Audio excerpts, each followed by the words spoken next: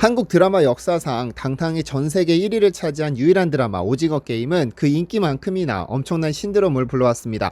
미국에서는 벌써부터 오징어 게임에 등장한 주린님과 핑크색 유니폼이 불티나게 팔리고 있고, 드라마에 등장한 전화번호로 전화 걸어서는 다짜고짜 나도 오징어 게임에 참가하겠다는 사람들부터 넷플릭스는 초록색 추리닝을 입고 등장한 넷플릭스 CEO에게 오징어 게임 마지막 참가자라고 소개하는 등 그야말로 신드롬입니다. 그런데 이 드라마의 가장 잔인한 장면에서 만약 한국이 만든 헬멧을 썼다면 어땠을까라는 상상을 해봅니다. 그랬다면 적어도 절반 이상은 생존했을까요?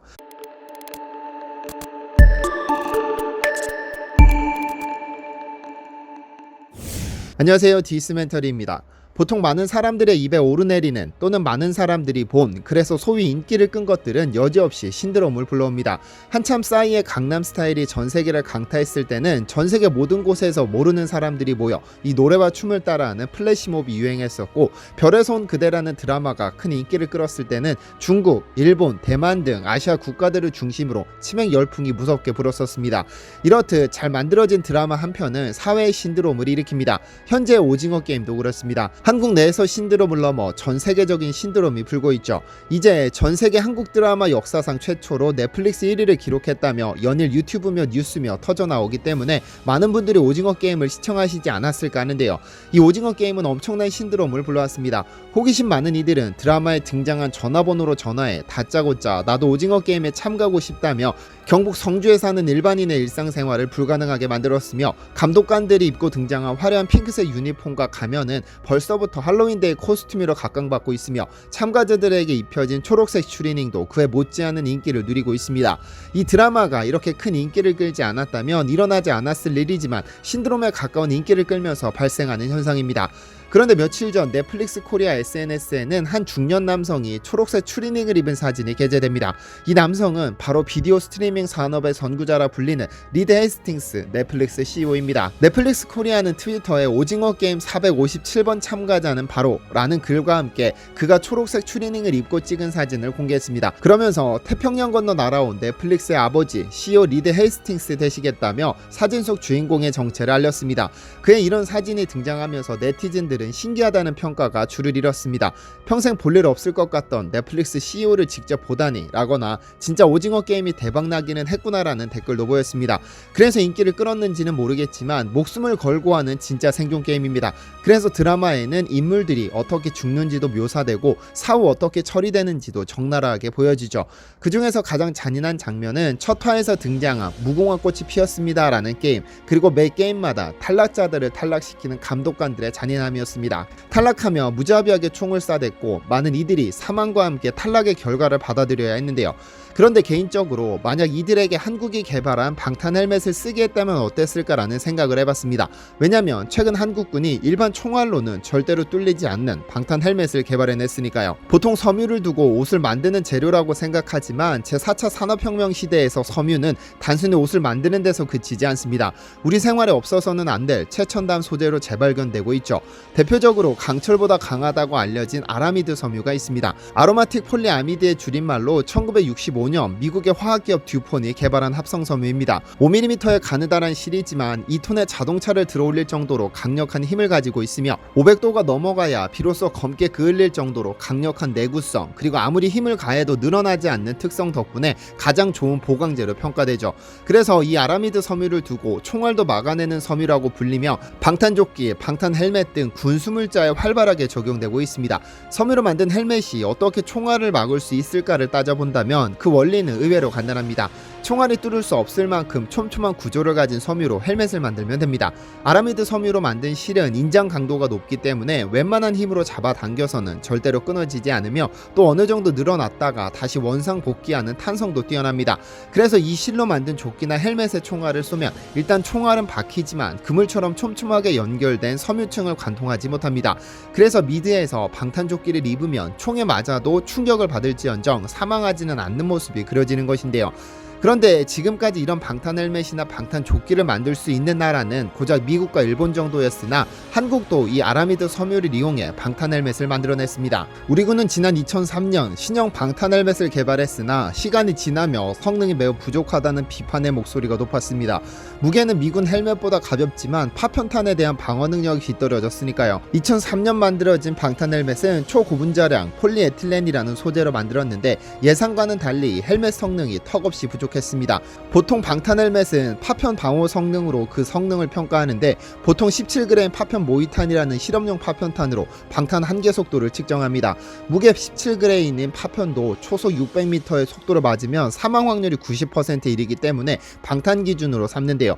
그래서 선진국들은 1.1g의 파편탄이 관통할 수 있는 방탄 한계 속도를 초속 670m 이상으로 설정하지만 한국은 610m로 설정해 성능이 훨씬 낮았죠. 그래서 효성이라는 기업은 아라미드 섬유를 이용해 초속 670m 이상의 파편을 견딜 수 있는 방탄 헬멧을 만들어냈죠. 대부분 선진국이 사용하는 이 아라미드 섬유를 이용해 방탄 헬멧을 제작하고 미국 방탄시험 기관에 성능을 의뢰했는데 놀라운 결과가 나왔습니다. 71도에서 24시간 고온 처리 후 30분 내 방탄시험, 영하 51도에서 저온 처리 후 30분 내 방탄시험, 1m 깊이의 바닷물에 3시간 잠수시킨 후 2시간 내 방탄시험 등을 거쳤는데 이 모든 분야에서 700m를 넘어서는 성능을 발휘한 것이죠. 우리 군은 이 방탄 헬멧 개발을 완료해 특수전 부대를 시작으로 전방부대부터 차근차근 보급하겠다는 계획을 밝히기도 했습니다. 만약 시속 700m 이상의 강한 파편을 견딜 수 있는 방탄 헬멧을 오징어 게임 참가자들이 착용했다면 감독관들이 쏘는 총을 견뎌내지 않았을까라고 생각해 본 것도 아라미드라는 섬유의 특징 때문이었습니다. 웬만한 총알이 관통하지 못하는 이 섬유로 만든 헬멧을 썼다면 충격은 받을지언정 관통하지는 못하기 때문에 탈락한 참가자들의 절반 이상은 살아남지 않았을까 하는 생각을 해봤습니다. 한편 위에서 잠시 살펴봤다시피 이 아라미드 섬유를 최초로 개발한 것은 미국 화학기업인 듀폰이며 두 번째로 개발한 것은 일본입니다. 그러다 2005년 한국이 세계에서 세 번째 독자 기술로 아라미드 섬유의 상용화에 성공하면서 시장이 합세했죠. 그런데 한국에서 아라미드 섬유가 세계적인 주목을 끈 것은 상용화보다 20년 앞선 1982년입니다. 당시 한국과학기술원 키스트의 윤한식 박사는 3년간의 연구 끝에 열에 강한 아라미드 펄프를 새로운 합성 공정으로 개발해냈죠. 자동차 패드 등에서 사용되는 아라미드 펄프를 이 섬유를 개발해낸 듀폰조차도 아라미드 실에서 다시 펄프를 뽑아내는 방식으로 생산 중이었습니다. 그러나 윤한식 박사는 훨씬 간단한 방식으로 아라미드를 생산하는 방법을 찾아냈죠. 이에 듀폰은 이 합성법에 관심을 가지고 여러 차례에 걸쳐 한국을 찾아와 이 특허를 사겠다고 했으나 당시 특허 소유권을 진 코오롱이 후속 연구를 위해 듀폰의 요구를 거절했습니다. 그러나 당시 이렇게 세계 1위 기업이 탐내는 기술을 개발했으나 상품으로 출시되기까지는 무려 20년이나 걸렸습니다. 실험실에서의 연구는 성공했으나 이를 대량 생산하기 위한 인력이나 시설을 감당할 수 없었기 때문이죠. 그러다 2005년 코오롱의 K2 태스크포스 팀이 듀폰의 케블라 제조 방식과 윤한식 박사의 연구 성과를 결합해 새로운 생산 공정을 정립하면서 생산이 가능해졌습니다. 코오롱의 K2 연구개발팀은 상용화에 성공한 아라미드의 이름을 그리스 신화에 등장하는 헤라클레스에 썼다 헤라크론이라고 지었습니다. 그런데 이 헤라크론의 성능이 너무 뛰어났기 때문일까요? 듀폰은 2009년 코오롱을 상대로 아라미드 제조 기술을 코오롱이 빼돌려 자사의 영업 비밀을 침해했다며 법정 다툼을 시작했습니다. 전술했듯이 헤라크론은 듀폰의 케블라와 윤한식 박사의 연구 결과를 융합한 것인데 듀폰의 제조 기술을 코오롱이 빼돌렸다는 것이 취지였죠. 결국 6년간 치열한 다툼 끝에 코오롱이 3천억을 지급하기로 합의하고 법정 다툼이 마무리됐는데요. 원래 코오롱이 끝까지 진흙탕 싸움을 이어가려 했으나 3천억을 내주고 자신들이 개발한 헤라크론을 자유롭게 생산 및 판매할 수 있는 기회를 선택했습니다. 그리고 얼마 전 코오롱이 어마어마한 계획을 공개했습니다. 매 3년마다 연간 아라미드 생산량을 2배로 늘릴 수 있도록 생산시설 규모 확충에 2,400억 원 투자를 결정했다는 것이었죠. 코오롱이 이렇게 과감한 투자를 결정한 것은 차세대 시장에서 아라미드 섬유의 쓰임새가 급속히 늘어날 것이 예상되기 때문입니다. 앞으로 5세대 이동통신용 광 케이블과 전기차에 사용되는 타이어의 수요가 급격히 증가할 것이기 때문이죠. 특히 급속히 확산 중인 전기차는 배터리가 일반 자동차에 비해 상당히 무거운 관계로 전기차용 타이어는 배터리 무게를 지지하기 위해서라도 아라미드 섬유가 필수적입니다. 그래서 코오롱은 2017년부터 2020년까지 경북 구미에 위치한 공장의 생산을 생산 능력을 50% 끌어올린 데 이어 추가적인 투자를 결정했죠. 또한 전 세계 아라미드 섬유 시장 규모도 2020년 37.5억 달러에서 2027년에는 66.1억 달러로 2배 가까이 성장할 것이라는 전망이 나오면서 코롱이 현명하게 투자를 늘렸다는 평가가 나오는데요. 그리고 얼마 전에는 코롱의 투자가 옳았음을 보여주는 사건이 있었습니다. 2019년 세계 최초로 5세대 이동통신 즉 5G 상용화에 성공한 것에 그치지 않고 끊임없는 연구를 거듭한 결과 5G 기술 도약을 위해 필수적인 그래핀 플로라이드를 기반으로 한 최첨단 방열 필름을 세계 최초로 한국에서 개발해 성공한 것입니다. 현재 전 세계는 스마트폰이 일상화된 세상을 장악하기 위해 5G 관련한 기술 개발에 말 그대로 총성 없는 전쟁을 펼치고 있습니다. 한국교통대학교 나노화학 소재공학 전공 김성용 교수 연구팀은 방탄복에 사용되는 소재를 나노화함으로써 상당히 얇아진 두께에도 그 인장 강도가 높아진 필름을 개발했는데 이 소재는 차세대 폴더블 폰이나 웨어러블 전자기기 등에 사용될 수 있는 소재입니다.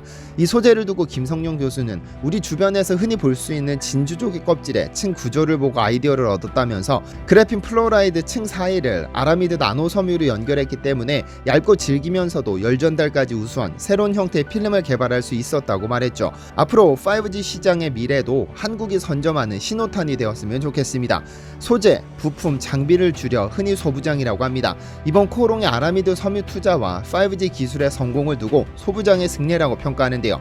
어떤 이들은 이 소부장 기업의 과감한 투자를 이끌어낸 1등 공신으로 2019년에 발생한 일본과의 무역 분쟁이라고 말합니다. 처음에는 무역 분쟁으로 고난의 시간을 보냈을지 모르지만 소재, 부품, 장비의 국산화를 이끌어냄으로써 결과적으로 한국에게는 이득이 됐습니다.